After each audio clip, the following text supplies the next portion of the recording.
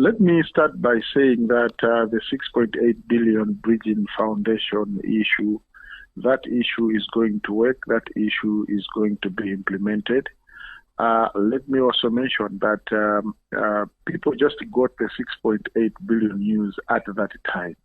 But I can assure you that before that time, there were lots of negotiations, lots of interactions, lots of meetings that led to the signing of that agreement.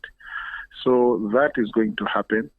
And very shortly, we'll be making a statement, certainly, to update people on where we are.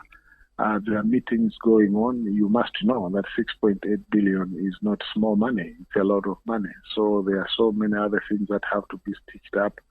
And then we start rolling. We start rolling with a project that in the compendium from Bridgin Foundation.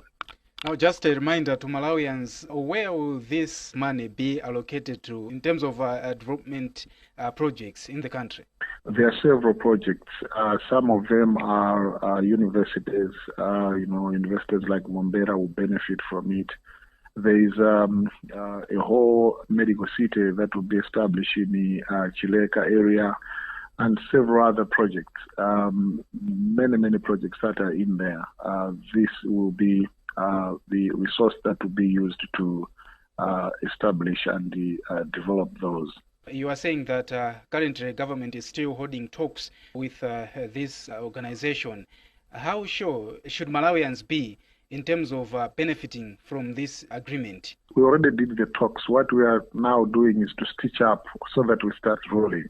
Talks were done. Now we're just stitching up a few things so that we start rolling. We are not talking. But let me also say that the time when this was announced, there was a lot of doubt. And the people didn't believe this. We understand that. And in fact, Malawians were justified not to believe this. And we didn't blame them or fault them. Because for a long time, there have been things that have been said to Malawians that didn't implement and that didn't make sense and that didn't start.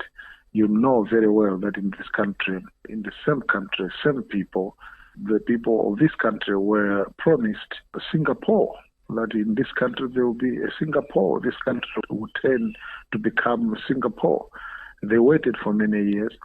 Certainly you and me know that this is not Singapore. When you look at districts of Chirazu, when you go to Doha, when you go to Chisi, when you go to Chitipa, when you go to Lilongwe, when you go to Cholo, they don't look like districts in Singapore. So when such a figure, a huge figure has been mentioned, that certain things are going to change in the medical field, in the agriculture field, in the energy sector, in the education sector, I think Malawians were justified to ask very aggressive questions, to ask more details. So we didn't fault them, as I said, but we want them to believe this, we want them to trust us. This is going to work, and we will be giving updates at every time of how we are rolling. Choyambirira ndatsimikizira Malawi kuti maproject amene anali mcompendium manager atheka ndipo achitika, komanso ndatsimikizire kuti zonse zokonzekera kuti zimene zizi ziyambe kugwira ntchito zikupitano kumapeto, chifukwa zimayamba ndi kukambirana kenako kusayinirana migwirizano, mukasayinirana makhaso zina zonena kuti zichitike kuti ndalama ziyambe kutengedwa. Ndiye zonse zikakonzeka mmene tikuyamba tidzakhala kuwawuzanso anthu. Ndipezereponso mwayi wonena kuti nthawi imene tinalengeza za mgwirizano umenewu, Amalawi ambiri anali ndi chikayiko chachikulu kwambiri ndipo sanakhulupirire zimenezi. Ife ngati boma timamvetsa zimenezo. Ife ngati boma sitinadandaule nazo zimenezo. Ndipo Amalawi pomafunsa ndi chikayiko zinalinso zosadabwitsa chifukwa kuti ndi dziko lake lomwe lino, anthu ake omwewa amene nthawi inanso anawuzidwa kuti dziko muno mudzakhala Singapore, ndipo Singapore ikhala dziko lino ndipo dziko lino lisintha. Koma ndikhulupirira kuti mukaona maboma ngati kaya kuChiradzu, kaya kuDowa, kuChisi, kaya kuTholo, kumulanje, kandi Kasungu, kumzuzu, kuChitipa, kandi kuti Katabe samaoneka ngati madistrict amene ali ku Singapore. Dziko linolo lidakali pamene linali. Ndiye nthawi zina pakakhala mwayi wonena kuti zinthu zina zisintha. Amalawi kumafuna kumazitsitsa bwinobwino kuti kodi zimene ndi zenizeni.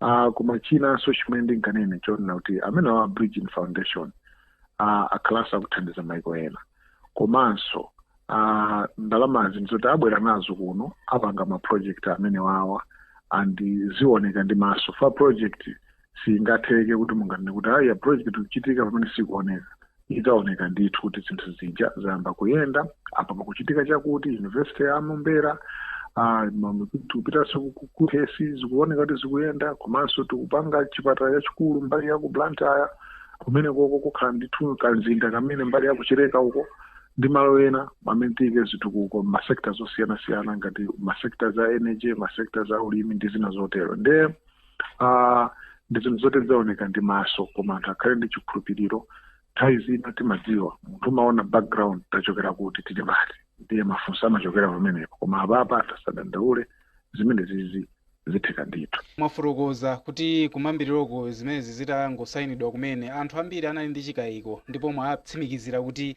chikayiko imenechi chisakhalepo ndipo zinthu zimenezi ndi zotheka. Amalawi ayembekezere kotalika motani kuti ndalama zimenezi ziyambe kuonekano Malawi muno kuti ndalama zija zinafika ndipo ma projects ake amene akuchitika ndi amenewa. Tikuzani nthawi yoyamba ikafika tikuzani ndithu. I think even though government has reacted in that way, it hasn't given us enough proof that loan facility is genuine and is going to work here in Malawi. From government's response, I think they are simply buying time to accommodate the doubt that people have.